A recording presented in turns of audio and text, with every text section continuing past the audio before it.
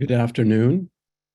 I'm Fred Lamb, Research Professor of Physics and Astronomy at the University of Illinois at Urbana-Champaign, a core faculty member in the university's program in arms control and disarmament domestic security, a co-founder of the Physicists Coalition for Nuclear Threat Reduction. It's my pleasure to welcome you to this webinar, which has been organized by the coalition. 715 people from 51 countries registered for this webinar, and about a third of them are registered from countries other than the United States. I especially want to welcome all of you. This webinar will be recorded, and the video will be posted on the coalition website within a few days. We're grateful for co-sponsorship by the American Physical Society's Forums on Physics and Society, International Physics, and the History and Philosophy of Physics. The creation of this webinar was prompted by release of the film Oppenheimer. Though I'm sure many of you have seen the film, you need not have seen it to participate fully in this webinar.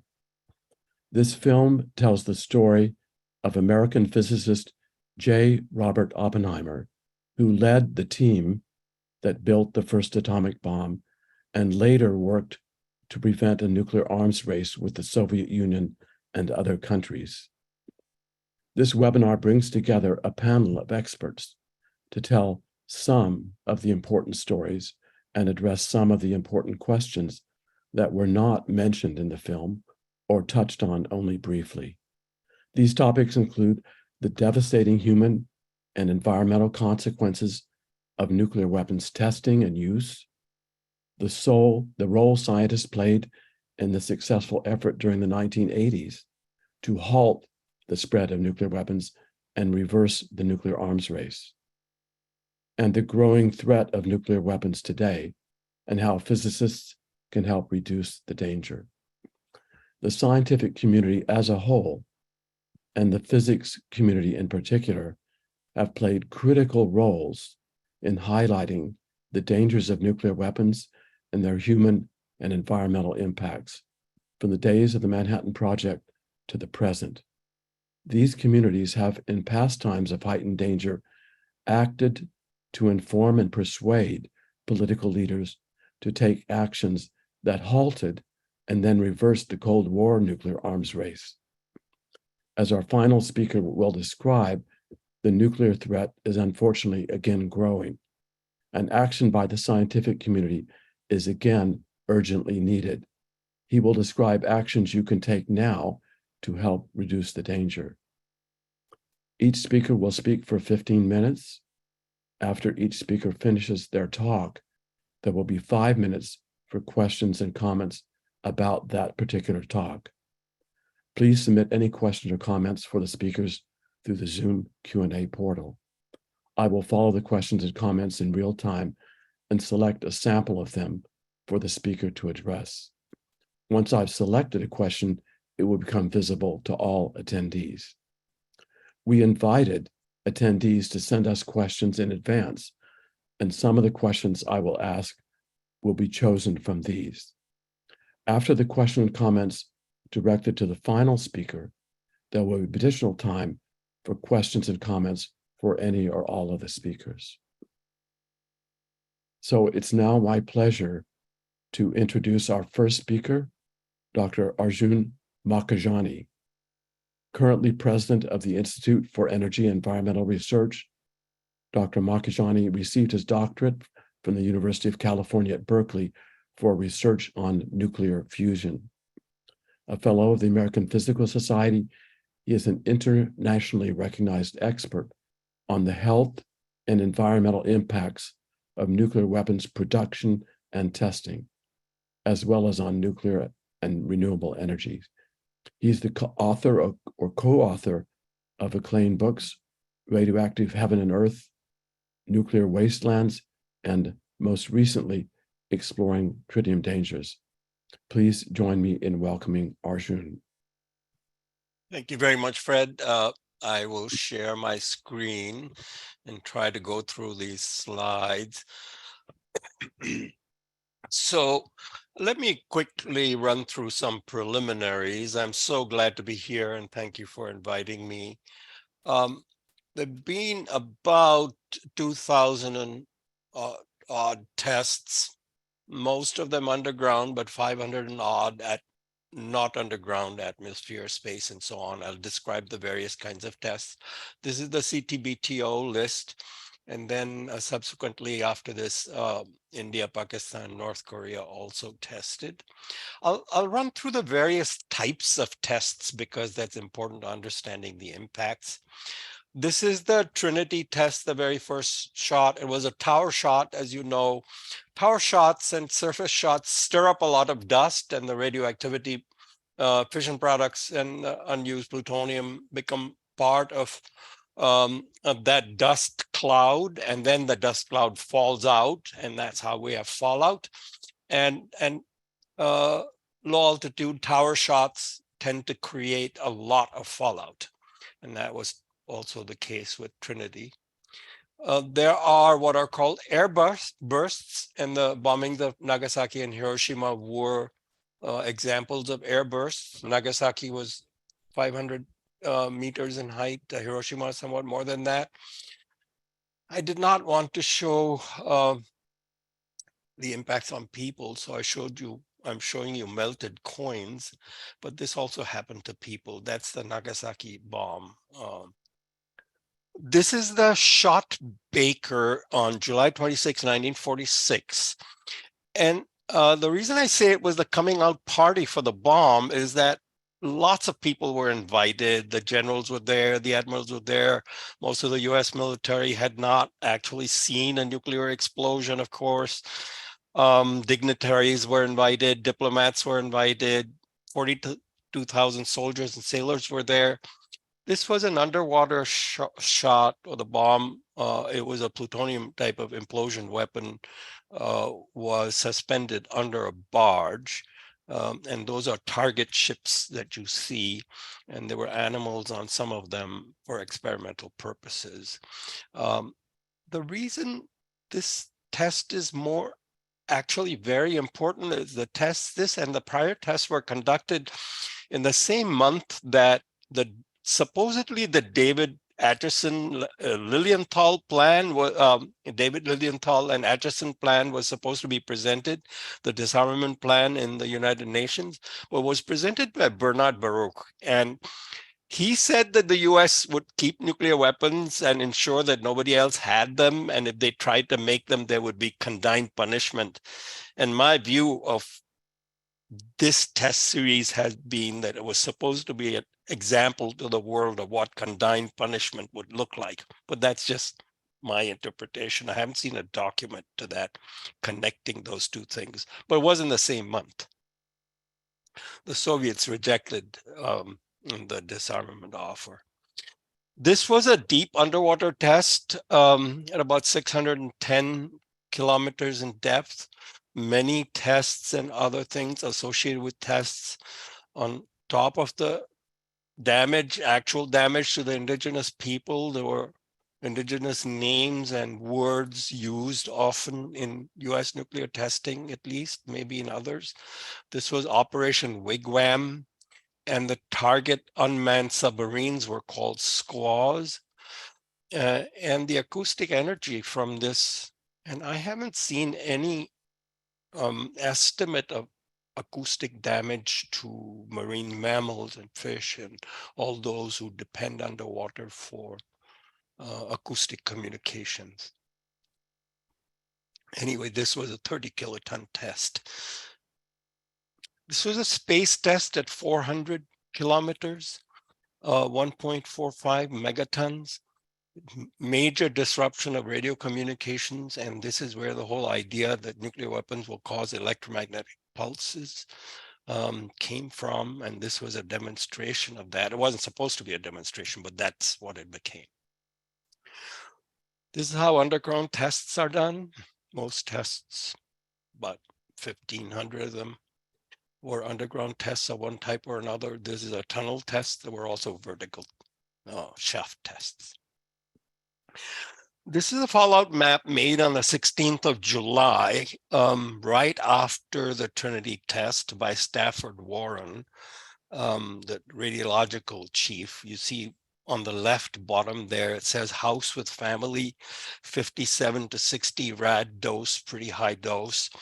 Dose in a hot canyon there, cumulative dose estimated to be more than 200 rad or 2 grays.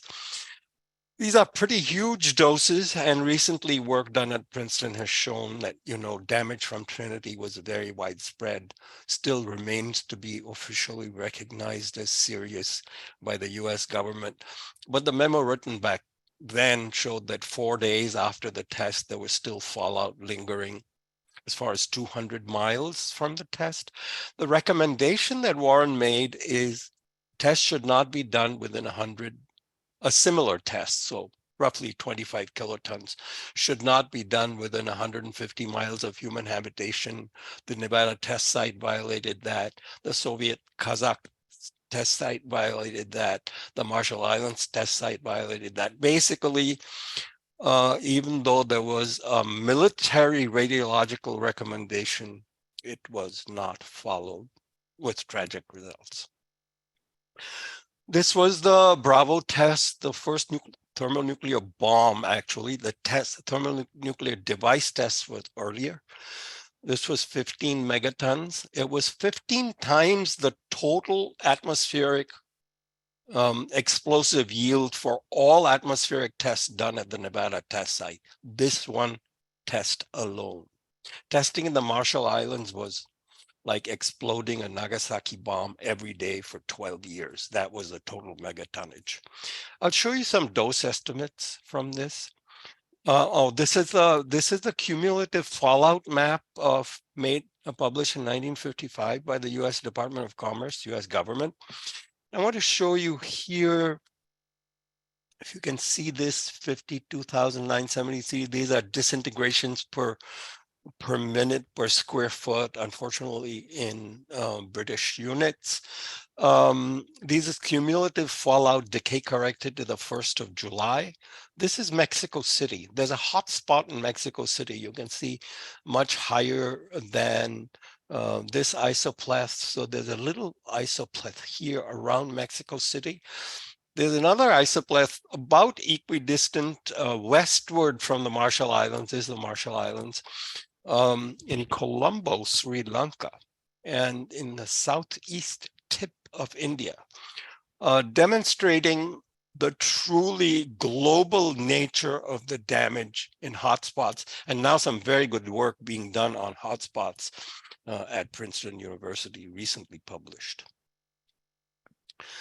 So very often independent dose estimates, and again, the work at Princeton demonstrate this one more time, but this is of long standing. These are dose estimates on Utrecht Atoll, one of the northern atolls in the Marshall Islands, by the US Department of Energy, and then by Sanford Cohen and Associates. I have worked with Sanford Cohen and Associates as part of a team advising the Presidential Advisory Board on radiation matter, a Presidential Advisory Board on radiation matters. And you can see there's a vast difference between the official dose estimates and the independent dose estimates. Now, this is a contractor that works for the government, Sanford Cohen and Associates, often on contract. One of the things, for example, that resulted in these differences of doses is the government estimates did not take zinc 65 into account, and zinc 65 is an activation product when you have testing in a marine environment. And so these differences are huge. And to compare the thyroid doses, which is here, these are the thyroid doses. The largest thyroid doses from atmospheric testing in the most exposed counties in Montana and Idaho averaged 0.12 to 0.16 gray. So you can see these are 2 orders of magnitude or more higher than that. We affect children more. This is cancer risk per unit of radiation. This is from the National Academies of the United States 2006 report. So children are much more vulnerable, and generally female children much more than male children, about almost a factor of 2. So these are some of the residual impacts of atmospheric testing: residual radioactivity, vast amounts of it, more than 4,000 kilograms of unexploded plutonium. Only a fraction of the plutonium actually fissions. Unscare, United Nations estimates 5.44 million person sieverts cumulative dose to the year 2000. That will continue, of course, from carbon-14 and long-lived radionuclides. I believe I have only 2 minutes or a few minutes left. I will try to speed this up. It's very difficult. We have some of the better studies, even though very incomplete, are for the United States, but it's very difficult to extrapolate the damage. But an estimate of global cancers incidence from doses up to the end of the last century is about 600,000, and that number, of course, grows as the radiation doses continue in small amounts on an individual basis, but cumulatively not small. And then there's destruction of coral reefs, acoustic impacts of underwater tests, ciguatera poisoning via fish, destruction of traditional livelihood, displacement of people, denial of indigenous rights. There are many, many, many different kinds of and a lot of the impacts, for instance, in the Marshall Islands have been due to destruction of traditional diets and occupation. These are the various kinds of affected populations, but in some way, the entire global population has been affected. I want to make a few reflections. I won't read this, but this is basically an example of how scientists' moral values were expressed that were involved in making the weapons. You'll see different scientists with different moral values or different presumptions in the next talks. But here, basically, the assumption is that the US can harm babies throughout the world because there's a demonstrated need of the United States for a nuclear arsenal. Daniel Ellsberg, who passed away last month, used to say that nuclear threats were uses of nuclear weapons in the same manner as a gun is used during a holdup, even if it's not fired. He also wrote that any threat of first use is a terrorist threat in his book, Doomsday Machine. And nuclear weapons were, and aerial warfare, strategic bombing was invented as an instrument of terror. And nuclear weapons were invented as a worse instrument of terror than strategic bombing. One of the less remarked aspects, and that was not in the Oppenheimer film, was that Germany was actually detargeted early on in 1943, even though the project was supposed to be about Germany. And to my knowledge, most scientists, except Vannevar Bush and James Conant, did not know that. So nuclear weapons are being continually used because we are being continually threatened by them. Use in the sense of this Daniel Ellsberg sense. And finally, let me just end on a more positive note. Barry Commoner's work and other scientists in measuring strontium-90 in babies' teeth, scientists like Linus Pauling, Albert Einstein, of course, and the Emergency Committee of Scientists played a big role in the Partial Test Ban Treaty. It was actually as much an environmental and health treaty as it was a nuclear weapons treaty. There were compensation demands, congressional hearings, publicity, and scientists played a great role in making the public aware of the harm from production and testing. And as the ultimate expression of that, in a way, humanitarian concerns are at the core of the Treaty on the Prohibition of Nuclear Weapons, which went into force last year, was it? Or was it already in 2021? Anyway, it went into force recently, and humanitarian concerns are at the center of that treaty. Thank you very much. These are some resources. Okay, thank you very much, Arjun. So we'll now have questions to you. And here's the first question. A question from Mariah Gozem. Can you discuss the potential hazards, including workplace dangers, of the new plutonium pit production? Well, production, plutonium is basically harmful when it is inhaled or ingested when it's inside your body, because primarily an alpha emitter, plutonium-239. And so basically the work is done behind glove boxes. So basically it's accidental situations, fires, some escape via leaks. There's some exposure to plutonium is handled extremely carefully. So in the normal course of production, exposure should be small. That has been the record mostly, but plutonium is dangerous. It's extremely radioactive, even though it has a long half-life, 24,000 years. There's some plutonium-240 and 241 in it. So basically the dangers are from alpha radiation and dangers of accidents. And then there's a waste created from plutonium production. And then there's a sort of a long-term danger associated with the handling and disposal of plutonium waste. There's some examples of plutonium fires at Rocky Flats where most of the pits were produced. Okay. There's another question that has been asked, and that is, are the cancer rates estimates based on linear no threshold hypothesis? And if so, do you think it's reliable? Yeah, they are based on the linear no threshold hypothesis. There are people who disagree with it, but this has been examined repeatedly over the decades, and all scientist bodies that have been charged with advising governments, making regulations, protecting public health, have said it is the best hypothesis scientifically. It's not only so epidemiologically, it's very difficult to extrapolate down from higher doses, but we have evidence of doses in the 1 rem or half rem range from medical radiation to children, epidemiological evidence. There's cellular level evidence.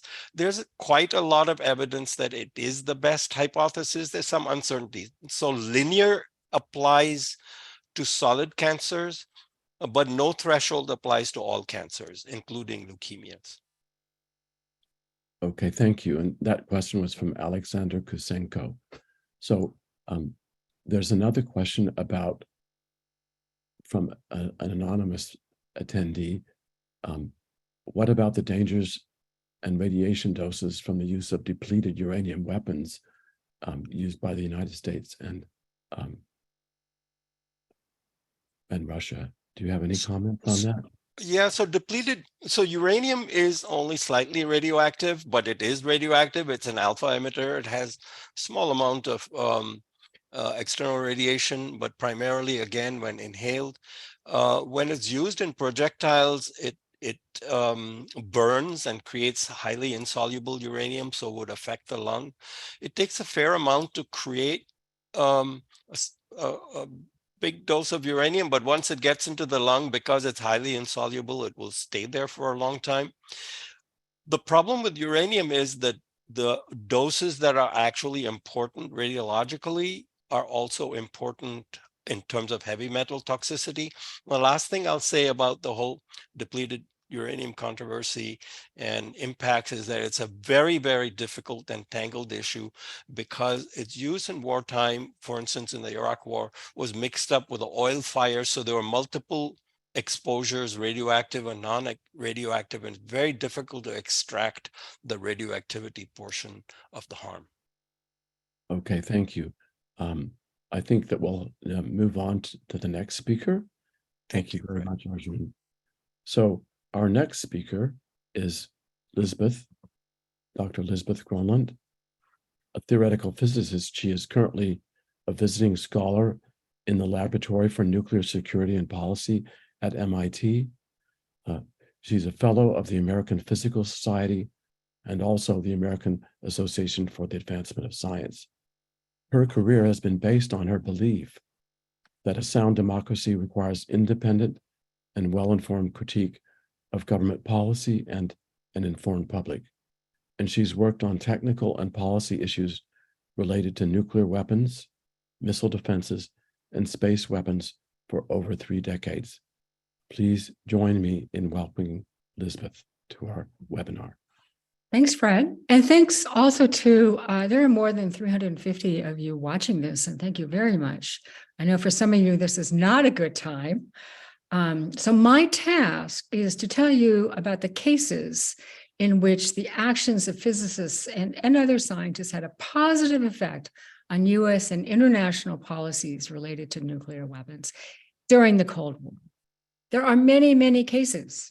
Too many for me to cover in 15 minutes. So I've decided to narrow my remarks to nuclear testing and missile defenses. And so let's go on with nuclear. Let's proceed with nuclear testing. I'm going to talk about 5 distinct activities that physicists undertook. But there are many more that many physicists undertook. So I'm just really giving you the highlights here. And I really want to emphasize that. We just heard from Arjun about the horrendous effects of above ground nuclear testing, atmospheric nuclear testing. And there was an international outcry about these environmental and human effects. And at the same time, there were countries that were quite interested in negotiating limits or bans on nuclear weapons and nuclear testing. So Arjun mentioned the first H-bomb test, the so-called Castle Bravo test in the Bikini Atoll, 1955. And it was 15 megatons, which means it was 15 million tons of TNT equivalent. There was a British physicist, Joseph Rotblat, who actually incidentally left. He was the only one to leave the Manhattan Project after Germany was defeated on moral grounds. He became very interested in the radioactive impacts of nuclear testing. And what he found was that the US had said, what the radioactive fallout was. And he calculated that it was much, much larger. And the newspapers picked this up, and it only really increased the international concern about this, really public outrage. So that was number one. Number two is there was Linus Pauling started in 1957, a scientist bomb test appealing for a ban on testing. Within 2 weeks, 2,000 US scientists had signed on, including Albert Einstein. Within a few months, it had grown to 11,000 scientists internationally. This had a huge effect. And many of these scientists did not just sign this appeal. They were active in engaging the public, in meeting with their policymaker, their representatives, in talking to the media. So it had a huge effect really on the first nuclear testing agreement, which I will talk about soon. Number 3 is a series of conferences that is still ongoing called the Pugwash Conferences on Science and World Affairs. And they were held in Pugwash, Nova Scotia. And they brought together scientists, both who advised their governments, were very close to their governments, and those who weren't. And it was possible to have these open and frank discussions about nuclear weapons issues in a way that it wasn't. So the international scientists really were able to make contact with each other and to make progress on sort of these difficult issues.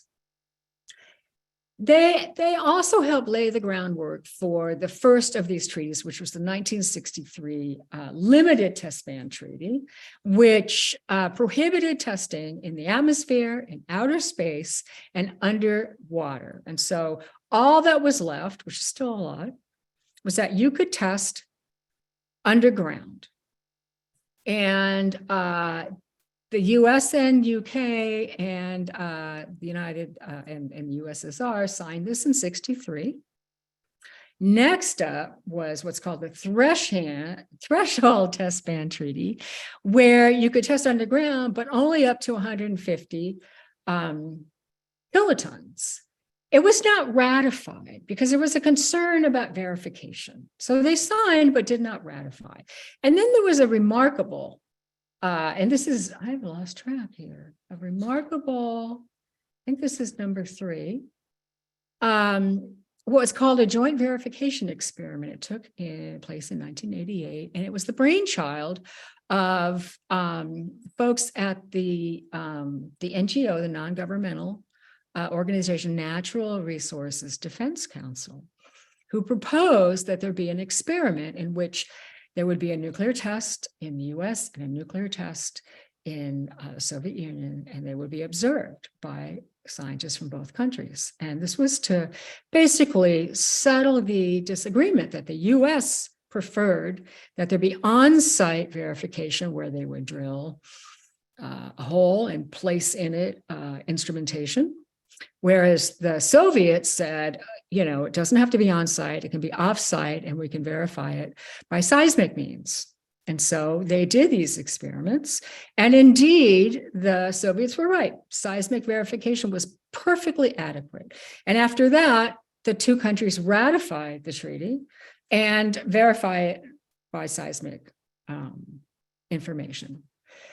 So the last treaty on testing is the Comprehensive Test Ban Treaty, where the limit was no longer 150 kilograms, it was 0. And again, verification was a tough nut to crack. Now, it's obviously harder to verify 0 than it is 150.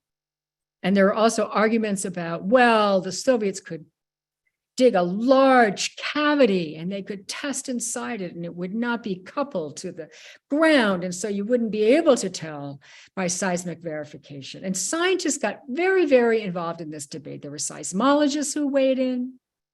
Lots of other scientists got involved.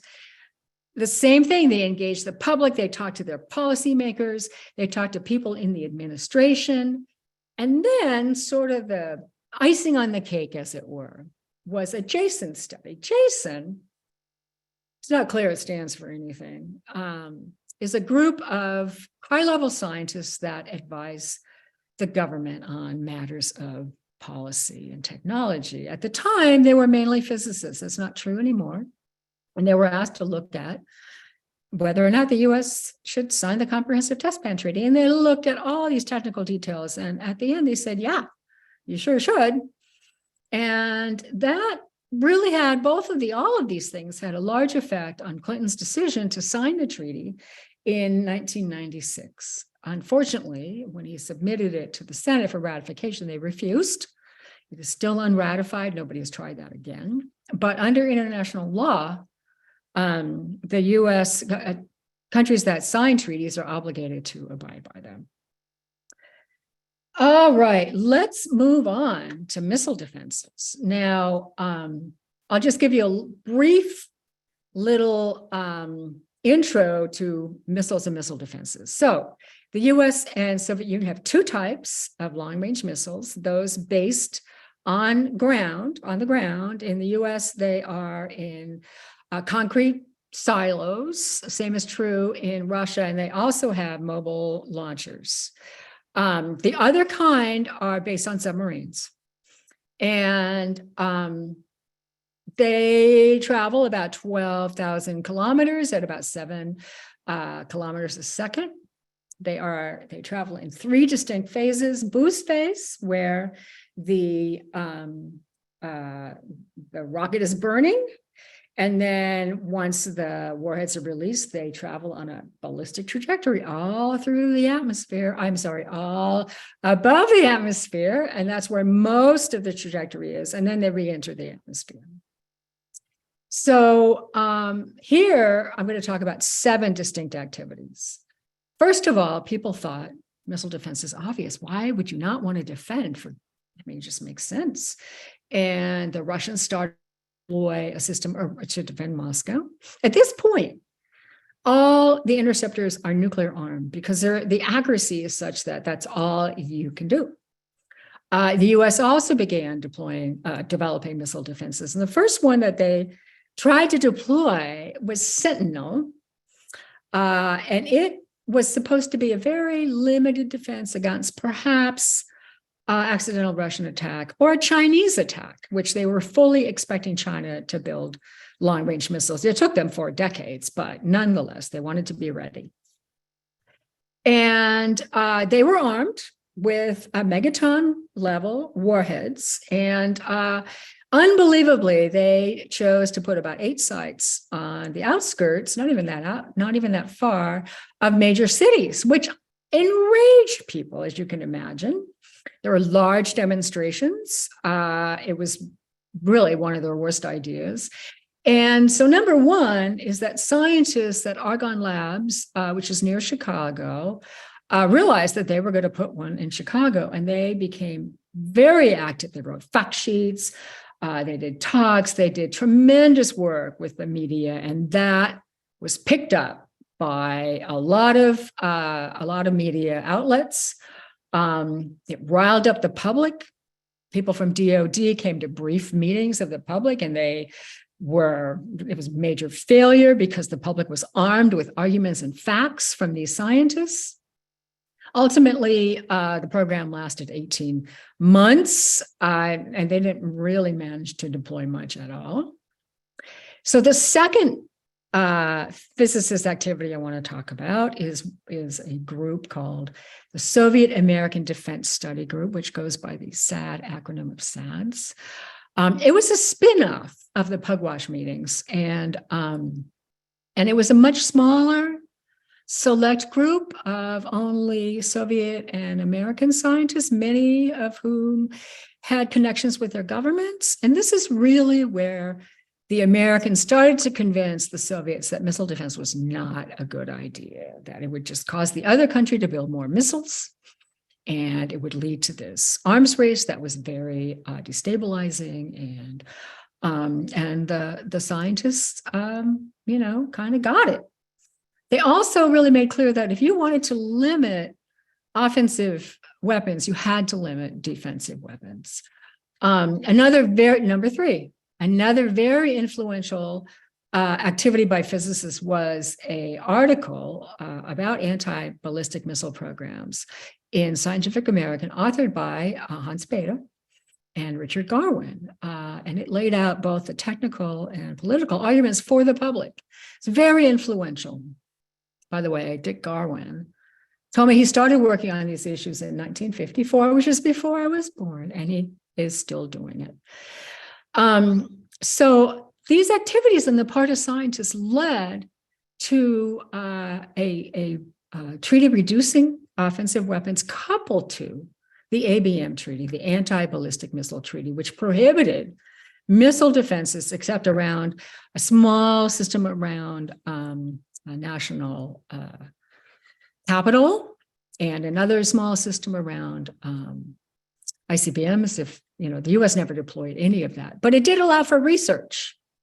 And lo and behold, the U.S. wanted to do research, and Reagan in 1983 announced his famous Star Wars program, which he said would render nuclear weapons impotent and obsolete. Now, at the time, the Soviets had 10,000 warheads. It's quite a big task.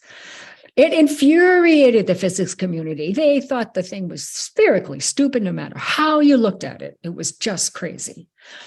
And physicists around the country were activated, engaged with the public and with policymakers and the media. It was really quite an uproar.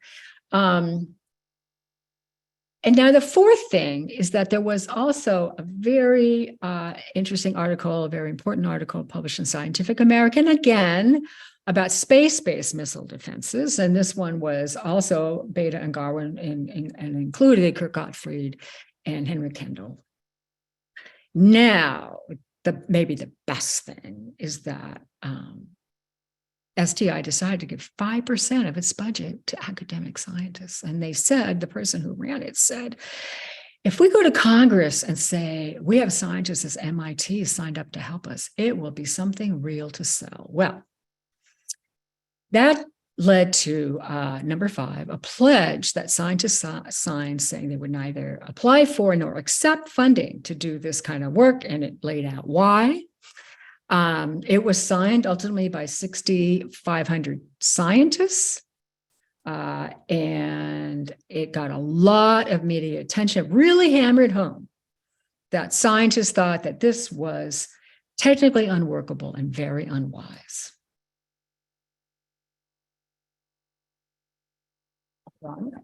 There was also an important study conducted by the American Physical Society in 1987 on the science and technology of directed energy weapons. Remember, this was space-based, and it all led to the demise of SDI. However, what popped up is a plan to use not space-based lasers or directed energy weapons, but ground-based hit-to-kill missiles. So in this case, there is no warhead whatsoever. The interceptor destroys the incoming warhead by slamming into it, which was a technology they didn't have available previously. So number 7 is a report sponsored by the Union of Concerned Scientists, but including several prominent scientists with security clearances. It was called Countermeasures, and it just assumed that everything the US wanted to do with its missile defense system worked perfectly. And then it asked the question, well, if there's a country that has a long-range missile and a nuclear weapon, I mean, that's the presumption, what else can it do to defeat the system? And there were lots of things it could do. And this was noted by Congress and also by President Clinton, who cited countermeasures in his decision to not deploy the system in 2000. Of course, he was soon followed by President Bush, who decided to leave the ABM treaty because he wanted to go beyond research. So how do we know our research and activities matter? Well, because members of Congress want to be briefed on this work. They want to know so they can ask hard questions of the defense and nuclear lab officials. They want to be informed. Members of DOD and DOE also want to be briefed on these things. And often what happens as these people leave, and it's amazing how many people will show up for these things. And often as they leave, they will whisper, thanks for doing that. Keep up the good work. In one case, there was a briefing on missile defense before the Missile Defense Agency, and an email followed saying, oh my God, thank you so much. I've been trying to make this point, and now this is really going to help. And by the way, could you also do some research on this other thing that would be really good? And finally, because it has resulted in changes in US policy. So it's a lot of work, but it's worth it. And now I believe we have our final speaker. Well, you have to answer some questions, Lisbeth. Oh, I forgot about that. Immediately, I forgot about that. Okay. I'm sure you'll be delighted. Easy lobs, please. Yes. So one of the questions was about the Vela satellites and their role in verifying the test ban treaties. Could you comment about that? No. Okay, so I could say a little bit. I mean, they would detect an explosion. They would not, they're not seismic. And there was an issue related to Vela perhaps seeing an explosion off the coast of Africa that may or may not have been an Israeli test. And that's all I know about it. Maybe others on, know more. But that was not really what I was trying to get across. Well, I would just comment that there were a wide variety of verification methods. Yes. And so seismic was one. Yes, but, you're absolutely right. And there's a whole UN organization that has all these different kinds of verification, and it's no longer US and Soviet verification. Right, and satellite-borne sensors for detecting the flash of atmosphere Yes, yes, is still yes. in play, but Yes. also their, detection of radioactive materials and so on. Yes. Okay, I withdraw my answer. I think you know more about it than you allowed. So, so one of the other questions was, yeah, what other verification measures are still in place? So we touched on that. I think, is there anything more you wanted to add about that? That I talked about? Well, maybe I could change the question to, are there some other areas where scientists were involved, not to go into in detail, but just maybe allude to them so people have a little bit of an idea of some of the other issues where scientists. Well, there was something called the Black Sea experiment, which Mhm. concerned cruise missiles, which at the time could be armed with either conventional or nuclear weapons. And there was a concern on the part of the US that the Soviets would deploy these things that they said were conventional, but actually weren't. And so there was an experiment, I think, again, Natural Resources Defense Council was involved in detecting, or in this case, not detecting a nuclear weapon on the Soviet missile. Right. Yeah. Thank you very much. So there's one final question. Oza Deepak asked, how can APS members help now to advocate for reductions in nuclear weapons, or better yet, eliminating them? What are some things they could do? Oh boy, I thought this would be for Stuart. Well, I think Well, okay, so let me just say that, things are, as Fred said at the beginning, things are not great. There are lots of problems out there. And I would argue there's a concern about proliferation to other nations. My own personal concern is more about what our nation is doing, the United States. I know that a lot of you from around the United States is doing. It should be taking the lead on reducing its own arsenal, on not deploying new kinds of weapons. There's a whole host of things that we need scientists to point out and argue. And, there are very small numbers of people who are really deeply engaged in this. And you don't have to be deeply engaged, but the more engaged you want to be, we would love it. We need you. So if there's something specific you are interested in, please email the email address at the beginning and you will receive information and help and ideas, specific ideas. Okay, thank you very much, Lisbeth. So we'll now go to the final speaker, and that's Dr. Stuart Prager, who's Professor Emeritus of Astrophysics at Princeton University and affiliated faculty member with the program there on Science and Global Security, and a co-founder of the Physicists Coalition. Dr. Prager previously served as director of the Princeton Plasma Physics Laboratory, and among other awards, he's the fellow of the American Physical Society and also received the Dawson Award for Excellence in Plasma Physics from the Society. So please join me now in welcoming Stuart. Okay, Fred, thank you. Can you hear me okay? Yes. Okay, thanks a lot. I'm going to focus my comments specifically on the physics community and what we can do with regard to nuclear weapons. And I'd like to address two issues. The first one is inward looking. I'm going to ask the question, should we work on nuclear weapons? What are the consequences of our working on nuclear weapons, either both negative and positive?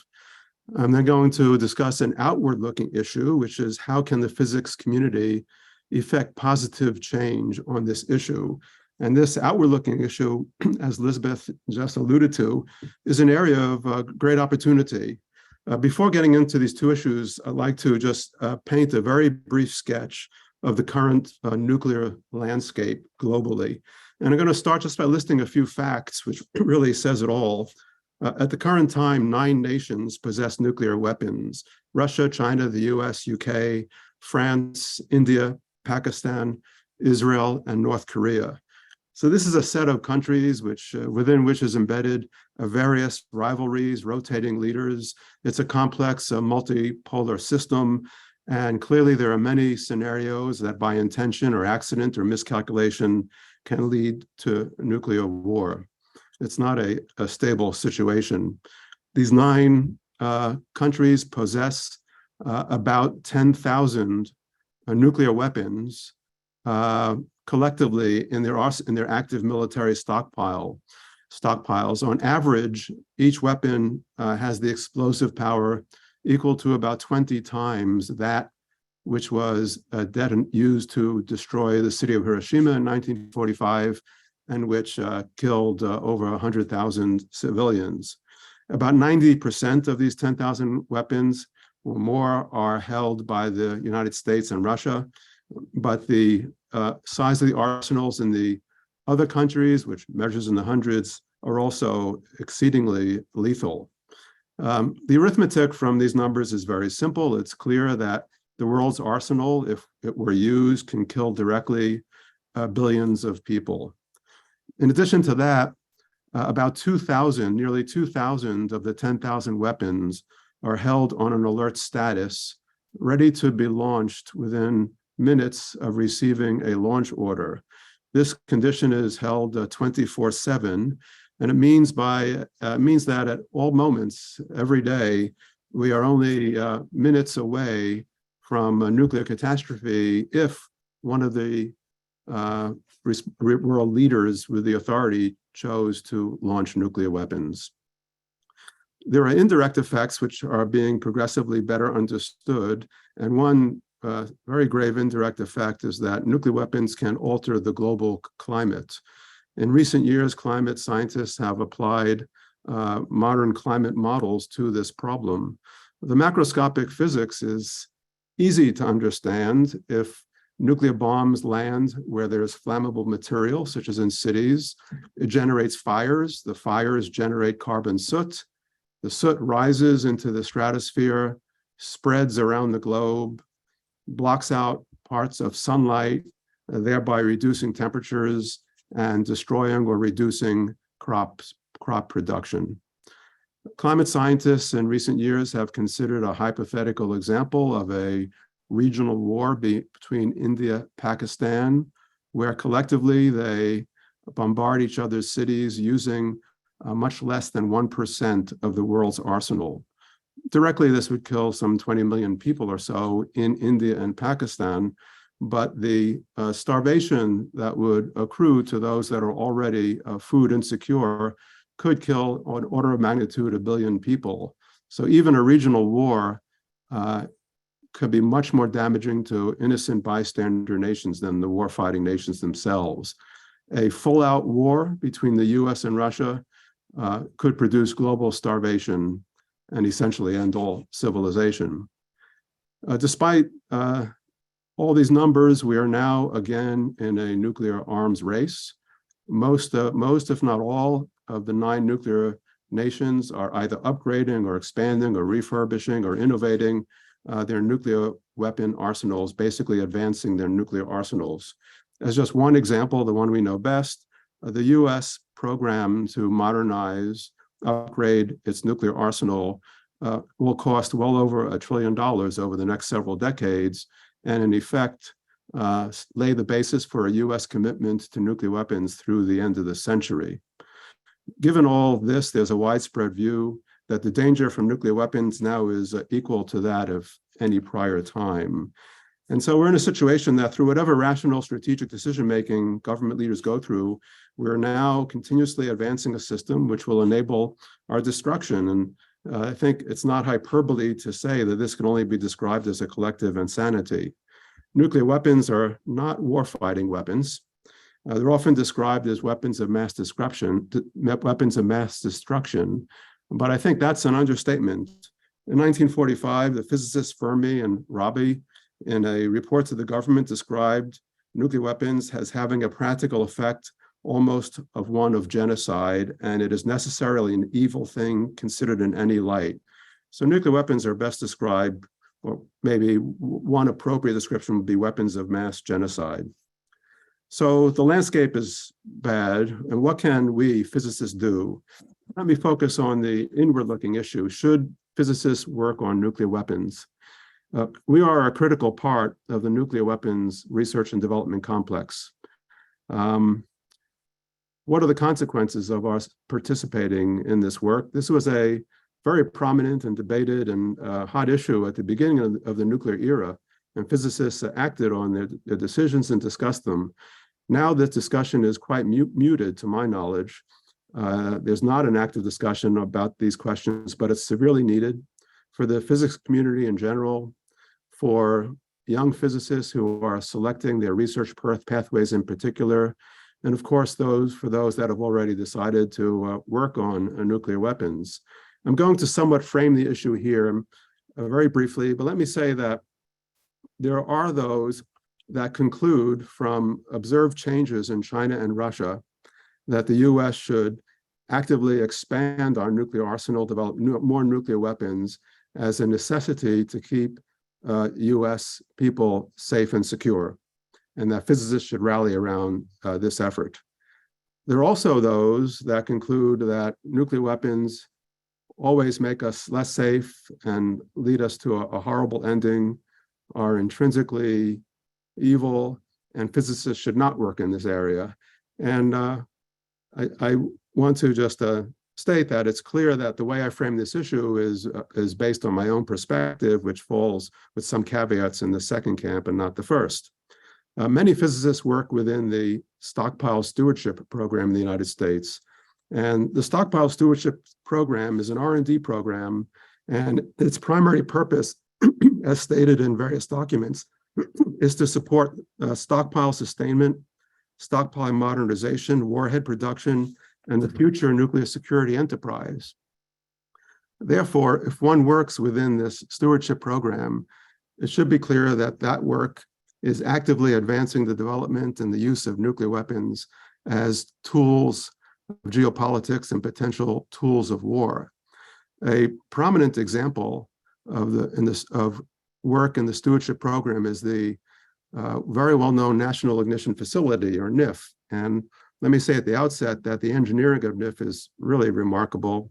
And the unclassified physics that has derived from NIF, in my view, is also fascinating and remarkable. Fascinating in the basic physics of how matter behaves at extremely high energy density. And I also think the information learned about fusion energy is exceedingly important. But the purpose of NIF, and the reason it's funded, is to advance our understanding of warhead physics to support the continued evolution of nuclear weapons. It's often stated that one policy benefit is that with NIF and the stewardship program, we can learn what we would otherwise learn from nuclear weapon testing, and therefore we can be part of and support the global moratorium on nuclear weapon testing. But I think there are many questions about this. One question is, why do we need to test? As Arjun described, we've done more tests than any other nation, more than 1,000. And NIF, if we get the same information as testing through other means, in a sense, it can be viewed as a work around the ban, and could be viewed as saying to other nations, if you want to understand nuclear weapons like we do, you also need either a NIF or you need to test. So in a sense, NIF could be argued to encourage proliferation. There's no time here for a detailed discussions of the many, many issues that correlates to these questions, but I want to mention just two conclusions. The first is that the decision of a physicist to work on nuclear weapons is consequential for that individual, but for society as well. And someone weighing that decision should carefully consider the consequences, and my view, consider the spin-off benefits as very much a secondary issue. My second conclusion is that this topic requires active discussion in our community, which is not underway now. That discussion can be held through conferences, webinars, print media, job fairs, and so on, but we should do it very soon. Now let me go to my last issue, which is looking outwards. What are the opportunities for physicists to have a positive change on public policy? There's a real opportunity here because physicists are linked to this issue, and what we say carries weight with stakeholders and with the public. And we can advocate not as experts on nuclear weapons, but just as informed citizen scientists. As physicists, we're sometimes reluctant to speak about areas in which we don't do research. But nuclear weapons is different. In a sense, no one is an expert on nuclear weapons. No one has ever fought a nuclear war. No one has any experience in the paths for escalation from conventional to nuclear conflict. No one sufficiently understands or has any predictive capability of the physical and societal consequences of using the weapons that we own. So our views as citizen scientists are valuable, and we should feel comfortable expressing them. As Elizabeth described so well, there have been many successes when physicists have organized among themselves in the past. And I might say she was a key player in some of those, which she didn't, modestly, she didn't mention. However, since the end of the Cold War, as a community, I think we've tuned out to this problem, much as has the general public, and it's now time to re-engage. There is much we can do to lessen the risk of nuclear danger unilaterally, actions which would make the US more secure and set an example for other countries to follow. And I won't discuss them, but let me just read a small list. We can eliminate the launch on warning option. We can de-alert on nuclear weapons. We can adopt a no first use policy, eliminate the sole authority of one person to launch nuclear weapons, restart negotiations with Russia, fulfill our legal obligation under the Non-Proliferation Treaty to negotiate toward disarmament, renegotiate an anti-ballistic missile treaty, reduce our ICBM force, which only endangers our homeland, and many, many more. The field is rich with opportunities to do good in this area. And I'd like to close with discussing one particular opportunity for physicists to engage and have a positive influence. About 3 years ago, a new organization was founded called the Physicists Coalition for Nuclear Threat Reduction. It's a national network of physical scientists who are interested in being informed and having a way to make their viewpoint known. It was started by the American Physical Society, but it's now funded by philanthropic organizations, partnered with a nonpartisan NGO, the Arms Control Association, and managed through the Princeton Program on Science and Global Security. It has two goals. One is to provide information to physicists, and the other one is to facilitate advocacy by physicists. For the educational part, one key element we do is we have a team of 14 physicists who have some experience in this area, who visit physics institutions to give colloquia and have in-depth discussions. And to date, we have visited 130 physics departments, labs, and even nuclear engineering departments. For advocacy, we have established a national network for advocacy. We presently have 1,000 members spread around the country. And as we all know, if 100 people contact Congress in concert on one issue, there's a multiplicative effect and it can have an impact. And we have such a network now. We have advocated, we've had 5 advocacy campaigns over our short history. I won't go through them because of lack of time. The coalition does legwork to minimize the time required for members to take action. So we try to optimize the benefits to the time cost. We're now beginning to have exploratory discussions with physicists from other nations to see how we can work together on this global problem. So we welcome very much physicists from outside the country to be part of this. And if you're interested in taking advantage of this opportunity, having access to information and access to a network for advocacy and like-minded people, we invite you to join the coalition, which is open to all physical scientists, those in astronomy, astrophysics, earth science, and so on, as well as those involved in engineering sciences. And if you wish to join, and I hope you do, the link to our website, I think, is both being posted in the chat. Similarly, if you would like a colloquium at your institution, you can do that through the link in the chat. And I'll just close by saying, clearly this problem is made by humans, and clearly it can be solved by humans with some substantial effort. With all, I'll close and take questions. Okay, thank you very much, Stuart, for a very thoughtful presentation. There's a number of questions that have come in. So there's a question from Colin Mitchell in Australia. Do you agree that the adoption of a no first use or sole purpose policy by the United States would help to reduce the risk of nuclear war? Oh, I'm happy to have that question. In fact, that's one of the issues that the coalition has advocated for. A no first use policy is a declaration by a nation that that nation would not be the first to use nuclear weapons in a conflict. It's clearly a policy that is consistent with the idea that a nation only has nuclear weapons as to deter a nuclear attack upon itself.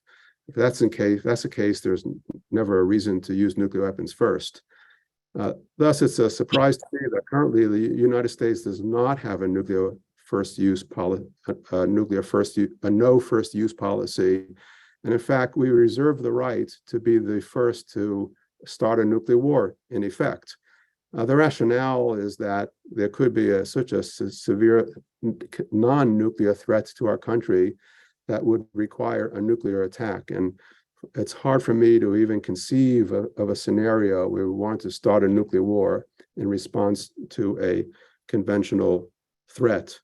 The absence of a no first use policy or the option to strike first is very destabilizing and threatening. It will cause another nation to fear that we will do a surprise first attack, decapitate most of their weapons, to destroy most of their weapons, and then the few that remain we knock down with our increasing defenses. So it makes another country nervous, and it could cause them to attack us first out of fear of a first attack by us. We back up the first use option by having about nearly 1,000 of our weapons on a posture of alert status, always poised for a surprise first attack. So in my view, a no first use policy would be terrific. It would reduce tensions and set an example for others. If all nations had no first use policy, there would be no nuclear war. So I think it's a great idea, no first use policy. Okay, thanks, Stuart. There's also another question by Elizabeth Rashlu, and I think she was asking about the international voices of physicists. Does it exist? I think she means, are there people speaking out from the physics and other science communities in other countries? And are there efforts to engage them? Maybe you can talk a bit about that. In short, no. There are, of course, individuals in various countries who are doing wonderful work.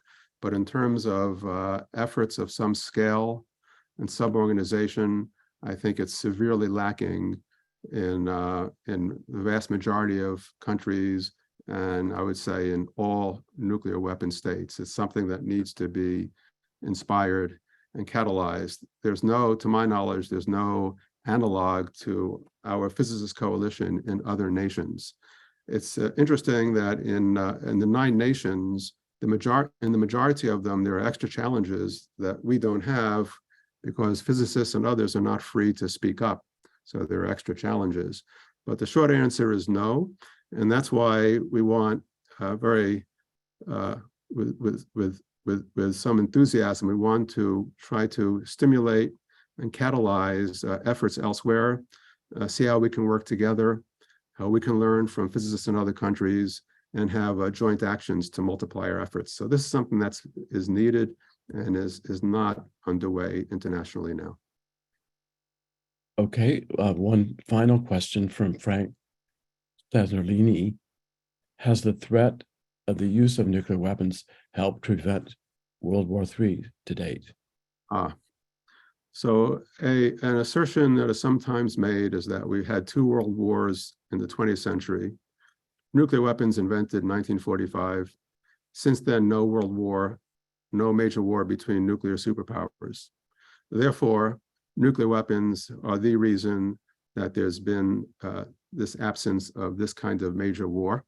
It's intuitive. Countries that have nuclear weapons would rationally be afraid to go to war with each other because it could turn into a nuclear war. This is a speculation. I think it's mistaken. And the reason I think that is because there are at least five reasons that, five contributions to nations fearing to go to war if they have to go to war since World War II. One is since World War II, there's been exhaustion and severe devastation around the world. So countries weren't in any shape to start world wars.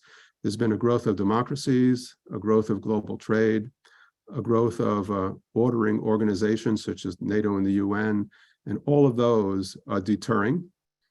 And so there are at least five reasons that there have not been a war. Each of these deterrents is imperfect; they're not ironclad, but the unique aspect of nuclear weapons as a deterrent is it has to work 100% of the time. In 100% of the conflicts in which nuclear war can break out, nuclear weapons have to prevent that and deter it. If it only works 99% of the time, it's not good enough because one outbreak of nuclear war can be catastrophic. So I think it's not a good thesis. It's not a correct thesis, and nor would it be a wise approach. Okay, thank you. Maybe I could just add to what you say by pointing out that India and Pakistan both have nuclear weapons, and yet their possessing nuclear weapons has not prevented them from going to military action against each other, and extremely dangerous situations have arisen. And in my personal view, we're very fortunate that that hasn't resulted in a nuclear conflict between them. And so that's just one example, but there are many examples of countries that engaged in indirect conflict, at least, and sometimes somewhat direct conflict. And we're very lucky that an accidental nuclear war did not happen. Good point. So we can now go on to all the questions that you want to ask to all the speakers. We're going to try to address those. So if you can turn on your cameras. Let's see, there's one question which maybe we can address is that there's questions about the number of nuclear weapons that Stuart, you cited. And there's a question by Richard Garner, do the 10,000 or so nuclear weapons include tactical as well as strategic weapons? And I combine that with another question by Cheryl Spencer regarding the number of weapons in existence. She says, I've read 13,000 in some places. You, Stuart, said 10. What explains the differences? Sometimes I used to read 15,000 a few years ago. Have some been destroyed? So please. First question, yes, it includes all nuclear weapons in that 10,000. The answer to the second question is the difference between 10,000 and 13, 14,000 is in the US and Russia, there's close to 4,000 weapons that are slated to be dismantled, officially retired. And so the 10,000 are referred to as being in the active military stockpile of nations. There's another almost 4,000 still exist, could presumably be brought back into service, but are targeted to be dismantled. Okay, thank you very much. So one of the other questions is one of the first things to do to take nuclear weapons off of alert, and how could that be done? So I'll open that question to any of you. I'd like to answer that. So by taking weapons off alert, I think the questioner is referring to US ICBMs, which are poised to be launched in the event that the US detects an incoming Russian attack, which could destroy those missiles. So it's a little bit like use them or lose them. There are ways to prevent this kind of launch capability so that it wouldn't just be, oh, we won't do it. Each silo has I guess a switch which turns it off so people can go and do maintenance. And you could turn all those switches off, and you could have a little camera that demonstrated they were off. It would be relatively easy to turn them back on, but it would not be within a few minutes or even a few hours. So that's one way, to make it happen. There's one way to make it happen. And other people have had, ultimately you might want to completely remove the capability. Ultimately, you might want to remove the ICBMs, frankly. But that's a way to implement what am I trying to say? Yes, to implement the plan. Fred, could I compliment Elizabeth's please. answer a little bit? I worked with Bruce Blair on de-alerting many years ago, late Bruce Blair, who was very active in this area. And one of his ideas, which I found very attractive, is that de-alerting can be viewed in a way as progressively approaching disarmament. What Elizabeth just described is sort of a light de-alerting. It can be reversed relatively easily, but it takes time, hours, maybe days. And then deeper and deeper de-alerting, de-alerting that can be joined with no first use. My favorite example of that is most weapons have a tritium bottle, deuterium bottle, to make the primary go bang in the proper way and the secondary go bang. If you remove the tritium bottle and store it in a completely separate place, most of the weapons will still have a few kilotons, but they won't have a couple of 100 kilotons. So they can't be used in a first strike. That's a deeper de-alerting. You can stuff a hollow pit with steel wire so it won't compress. That's an even deeper de-alerting. And Bruce's idea was, eventually, if it takes years to restore, then people will see that these things are really not useful and maybe we should get rid of them. But initially, I think de-alerting can be done unilaterally. Deeper de-alerting will have to be verified. Just like no first use, you can do de-alert. My friend Admiral Ramdas, retired chief of the Indian Navy, talks about a nuclear ceasefire, which joins a light de-alerting, like what Elizabeth talks about, with a no first use declaration. Okay, thank you very much. So there's another question here by Linda Williams. Young physicists have a difficult time finding jobs, internships, postdocs outside the weapons labs. How can this situation be dealt with? The weapons labs jobs seem very attractive.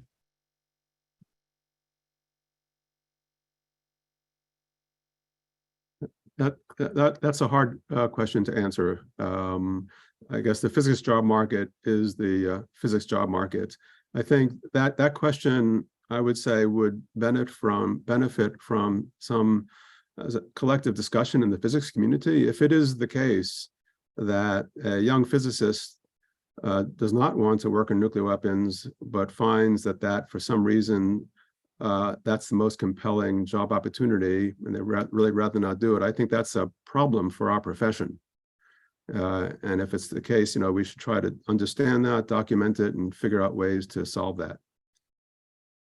I think there might be a slightly different problem. I mean, there are lots of jobs within the labs that don't involve building weapons. Only a small cadre, really, of nuclear weapons designers. And, and so there are lots of labs that are not the weapons labs. I think a more important, or maybe different question is, if you want to do this work professionally, how do you get a job?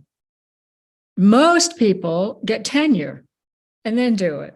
But there are not that many jobs for people who, want to do it out of the gate. I know, I used to have one of them. And that's a problem that we also need to discuss. If this is something that the American Physical Society thinks is important, maybe they ought to put some money into it. So. Okay, thank you. So let's see, I'm just looking through.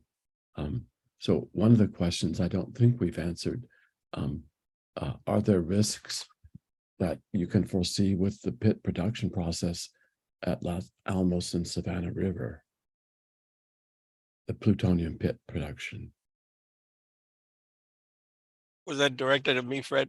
I think or- you could address it if you like. Well, there are the health risks, that basically the main risk is in maintaining the infrastructure of nuclear weapons production, is maintaining nuclear weapons and then, going on with nuclear weapons being part of what is supposed to be a security arrangement, but really is an insecurity arrangement.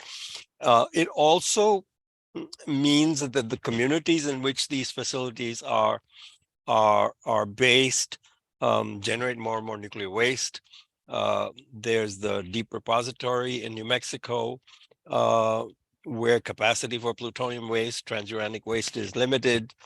And the government has been talking about basically violating their agreement with the state to put more plutonium waste in there. So there are a number of consequences of continued plutonium production, but the most important consequence, in my opinion, is that the United States, like the other nuclear weapon state, is saying they really have no intent to abide by Article 6 of the Non-Proliferation Treaty, which says that they're going to find a path to disarmament. And that basically they're just talking about non-proliferation with the idea of denying it to others without fulfilling their own responsibility. That, I think, is the most corrosive aspect of maintaining nuclear weapon production. I'd like to add to that. I forget who talked about stockpile stewardship, which was a big program instituted after the U.S. stopped testing in 1992, with the idea that you would go beyond the already existing programs to, observe and identify existing problems. And the problem with stockpile stewardship is they had enormous computers. Is the weapons designers now believe they can design new warheads without testing, which was the assumption that the Comprehensive Test Ban Treaty was based on. That if you stop testing, then nations cannot build new kinds of weapons. So all of this talk, all of these new warheads are not needed to replace existing warheads. They are needed. That capacity is needed to build new types of weapons. And that is a big problem. Yeah.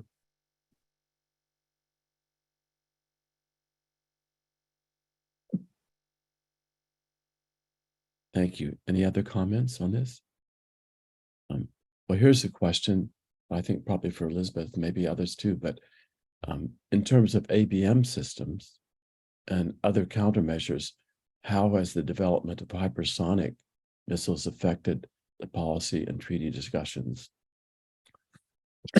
Go ahead. Is there more? Yeah. Does it make ABM systems even more ineffective?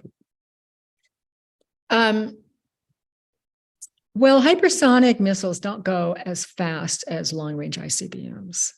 They also, you'd have to have a different kind of defense, but I don't think ultimately they will be more, they're really designed to evade air defenses. And so it doesn't really change. And in fact, hypersonic weapons are launched on ballistic missiles.